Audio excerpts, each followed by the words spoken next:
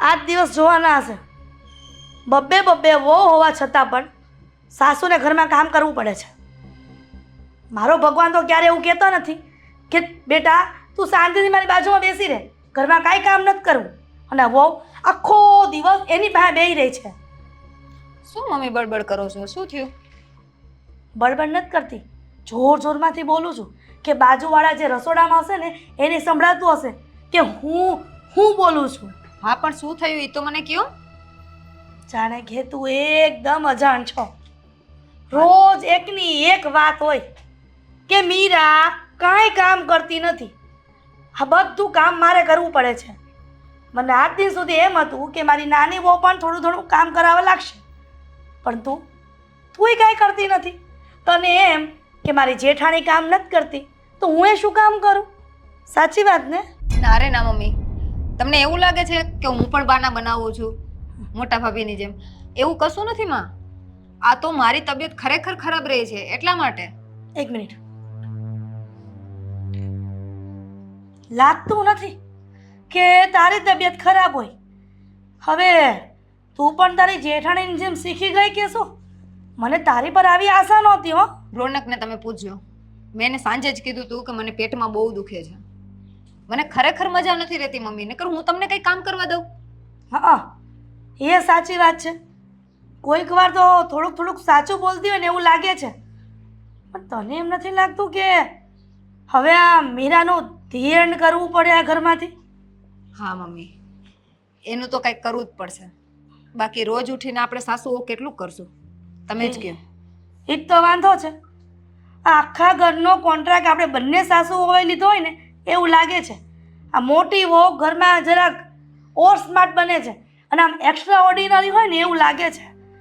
હવે ઘરમાં કોઈ નહીં વિચારે, પણ મારે વિચારવું પડશે કે આ બલાને ઘરમાંથી કેવી રીતે કાઢવી, કારણ કે એ સિવાય આ ઘરમાં મેળ પડે એમ નથી.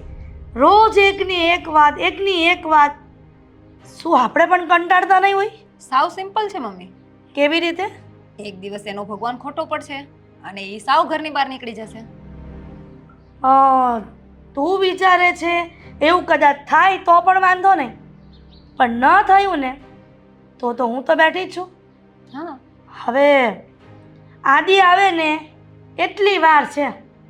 મારે આ વાતની ચોખવટ કરી જ લેવી છે કે આદિ, તારી વહુ મને આ ઘરમાં પોસાતી જ નથી.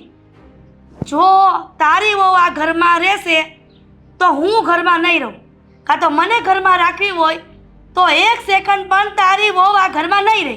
બરાબર છે તમારી વાત. કાં તો હું કાં તો ઈ. એ તો બરોબર જ છે ને. ઈ સિવાય હા મેળ પડે એમ નથી. કોણ જાણે એના મા બાપે શું શીખવાડીને મોકલી હશે ને? એટલી તો બુદ્ધિ હોવી જ જોઈએ ને કે સાસરે ગયા છીએ ને તો સાસરીમાં બધું કામ કરવું પડે. પણ આ મહારાણી તો નકરું ભક્તિ ભાવમાં લીન થઈને બેઠી હોય છે. હું એમ નથી કહેતી કે ભગવાનને ન માનો, પણ જરાક આ ભગવાનનો ઓવરડોઝ થઈ જાય છે ને તકલીફ ન્યા પડે છે. તો હવે પણ એને ભગવાનને બોલાવવા તો પડશે જ ને. હા, મારે કહેવું છે કે હવે તારા ભગવાનને બોલાય અને એમ કહે કે મારી સાસુનું હૃદય પરિવર્તન કરી દે તો તારો ભગવાન સાચો, નહીતર ખોટો. હમણાં જાઉં છું એની પાસે અને ઢળીને બહાર કાઢું છું. જોઉં છું કે એના ભગવાન કેવા મંદિરમાંથી સાક્ષાત હાજર થાય છે અને મીરાની લાજ બચાવે છે. ભૂલી જાઓ મમ્મી, આ કળિયુગ છે, સતયુગ નહીં. અને જો વાત રહી મીરાને બહાર કાઢવાની તો એ વાતમાં હું પણ તમારો સપોર્ટ કરીશ. વાહ, મને પણ આશા હતી કે મારી નાની વહુ કાયમને માટે મારી સાથે રહેશે અને મારી બધી વાતમાં સહમત. હવે આ બધી લપ મૂક. હવે આપણે જે પ્લાન વિચાર્યો છે ને એ કરવાનો ચાલુ કરીએ. ચાલ.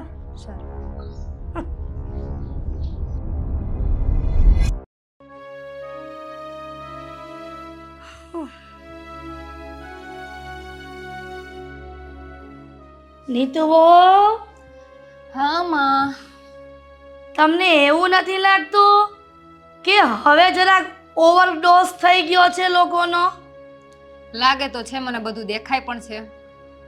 તો હવે જે મેં વિચાર્યું તું થોડીક વાત, એ તમને શું લાગે છે કે એ વાત અમલમાં મૂકવી જોઈએ કે ન મૂકવી જોઈએ? મૂકવી જ જોઈએ ને મમ્મી. મમ્મીજી, મારી બુક મને પાછી આપી દો. તાર તમારા લોકોનું વધી ગયું છે. હે અમારું વધી ગયું છે કે તારું વધી ગયું છે? મમ્મી મારો હાથ, મમ્મી મારો હાથ. કેટલો સમજાવ્યું કે ભગવાનની ભક્તિ મૂકી દે તારી, પણ ન સમજી. ઊભી થા. મમ્મી મારો હવે હાથ. આજ પછી તું અમારા ઘરમાં જોઈએ જ નહીં, સમજી? અરે શું વાંધો છે તમને લોકોને? મેં ક્યાં તમારું કઈ બગાડ્યું છે? આ તારા કારણે અમારા દીકરાને ધંધામાં નુકસાની ગઈ, અને એ બધો બ્લેમ તારો ઘરવાળો મારા રોનક ઉપર કરે છે. આ બધું તારું જ કરેલું હશે, સાચું બોલ. મમ્મીજી, મેં કાંઈ નથી કર્યું. એ લોકોને નુકસાની ગઈ તો હું થોડી ઓફિસે જાઉં છું. ભોળી બનવાની કોશિશ કરે છે, મમ્મી. મારી સામે ભોળી બનવાની કોશિશ કરે છે. નાટકબાજ. હવે એક સેકન્ડ પણ તું મારો ઘરમાં ન જોઈએ, સમજી? ચાલ મમ્મીજી, મમ્મીજી મારે કીધું ને, કરો છો આ? છોડી દો એને. છોડી દીધી ને. શું કરે છે એટલે? આ ભાગણી એક સેકન્ડ પણ મારા ઘરમાં ન જોઈએ. કામ પણ હા આ એના કારણે જ, એના કારણે જ મારા દીકરાને 4 લાખની નુકસાની ગઈ, અને હજી પણ કહે છે કે શું કામે. અને તું એકદમ બાયડી ખેલો થઈ ગયો છે. પહેલા તો તું એમ કહેતો હતો કે મારી બાયડી આખો દિવસ ભગવાનમાં માને છે, મારું એક પણ કામ નથી કરતી, નથી ચા બનાવી આપતી, નથી નાસ્તો કરી આપતી, અને અચાનક તારી બાયડીની તરફ બોલવા માંડ્યો છે. હા હા જરાય હું એને માનતો નહોતો, પણ હવે લાગે છે કે એ સાચું કહી રહી હતી, અને એ જે કંઈ પણ કરી રહી હતી એ બધું બરાબર હતું. સરસ જોયું? મારા દીકરાને પણ મને એમ લાગે છે જંતર મંતર કર્યું લાગે છે એના પર. એ બધું તારા તરફ બોલવા માંડ્યો છે. મમ્મી, મેં કાંઈ નથી કર્યું. સાચું કહું છું, મેં કાંઈ નથી કર્યું. ખોટા ભગવાનનો સમ નહીં ખાતા તારા. મમ્મી સમજી? મમ્મી મૂકી દો. શું કામ હેરાન કરો છો એને? અને હવે છે ને એને જે કરવું હશે એ કરશે. ભગવાનની પૂજા કરવી હશે તો પૂજા કરશે. એને મજા આવે ને એવી રીતે એ આ ઘરમાં રહી શકે છે. શું કામ પણ કહ્યું ને કે જો તારે આ બાયડીને તારે ઘરમાં રાખવી હોય ને તો હું આ ઘરમાંથી જતી રહીશ, કાં તો આ ઘરમાં હું રહીશ. પૂછો, હા તમારા દીકરાને નુકસાન ગયું હતું ને? મને લાગતું નહોતું કે પૈસા ક્યારે પાછા આવશે, પણ રોનક એ રૂપિયા આવી ગયા ને? હા મમ્મી, ખબર નહીં અચાનક શું થયું કે પાર્ટીનો ફોન આવ્યો ને કહ્યું કે તમારા રૂપિયા આવીને લઈ જાઓ, અને જતા સાથે જ એ લોકોએ 4 લાખ રૂપિયા કેશ ગણીને આપી દીધા. વાહ વાહ વાહ, સરસ. પહેલા તો મને એમ હતું કે આ એકલી ભગવાનનું નામ લેતી હશે, હવે તારા ભગવાનને પણ કહી દીધું કે મારા પતિ અને મારા દિયરને પણ મારા તરફ ખેંચી લો, કે મારો પક્ષ ખેંચે. એણે જ કહ્યું હતું, હું ઓફિસે જતો હતો ત્યારે કહ્યું હતું કે આ પ્રસાદ ખાઈને જાઓ. એણે માનતા પણ રાખી હતી કે જો તમારા રૂપિયા પાછા આવી જાય તો આપણે માનતા માનવા જવું પડશે. કળિયુગમાં એકે એવો માણસ નથી કે ભગવાનને માને અને ભગવાનને પ્રાર્થના કરે તો ફળે, સમજો?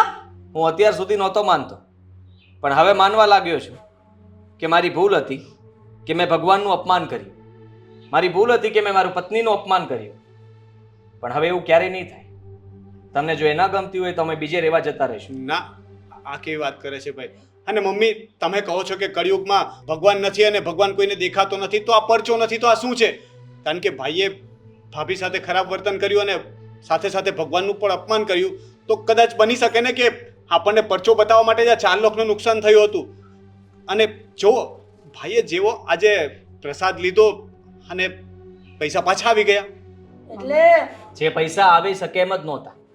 એને પણ ખબર હતી અને મને પણ ખબર હતી કે આ પૈસા ક્યારેય પાછા નહીં આવે. મેં આ પ્રસાદ એટલા માટે જ ખાધો હતો, મને એમ હતું કે આને ખોટી પાડું, આને ખોટી પાડીને આને ઘરની બહાર કાઢી મૂકું, અને મને ખબર હતી કે પૈસા પાછા નહીં આવે. પણ એવું ના બન્યું.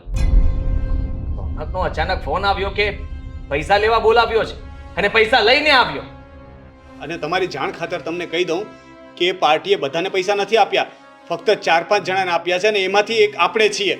તો વિચાર કરો કે આ ભગવાનની કૃપા નહીં તો બીજું શું છે? આ પરચો નહીં તો બીજું શું છે મમ્મી?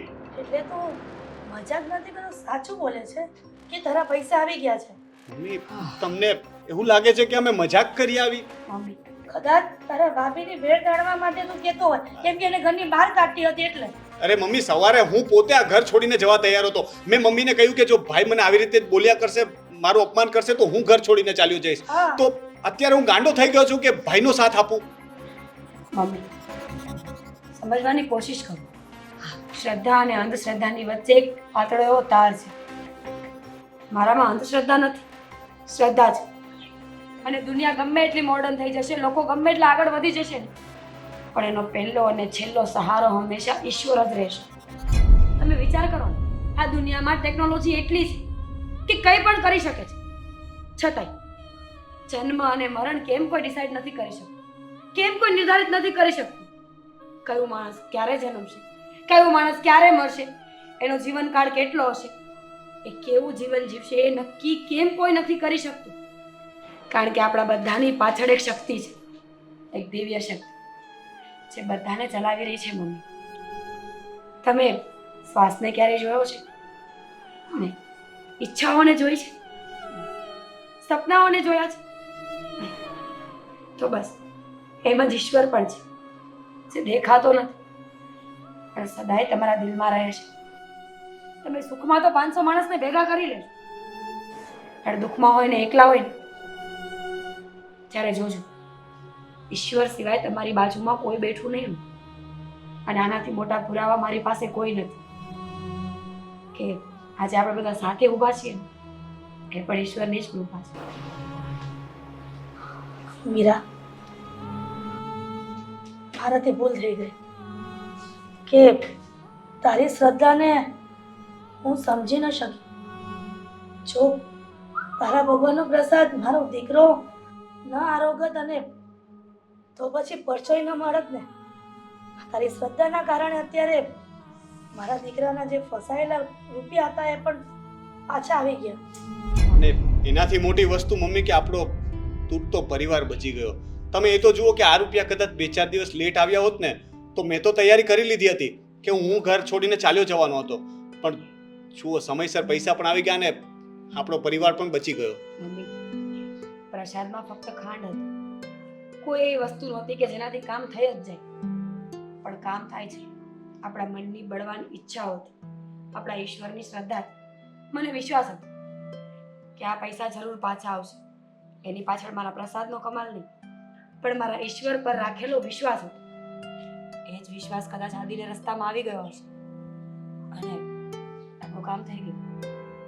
હા, હવે હું પણ તારી સાથે બેસીશ પૂજાપાઠ કરવા માટે. ક્યારેક ક્યારેક હું પણ બેસીશ, રેગ્યુલર ના કહી શકું પણ બેસીશ ખરા. અને રોજ સાંજે હું પણ એની સાથે આરતીમાં જોડાઈશ. અને હું તો રોજ સવાર સાંજ 2 ટાઈમ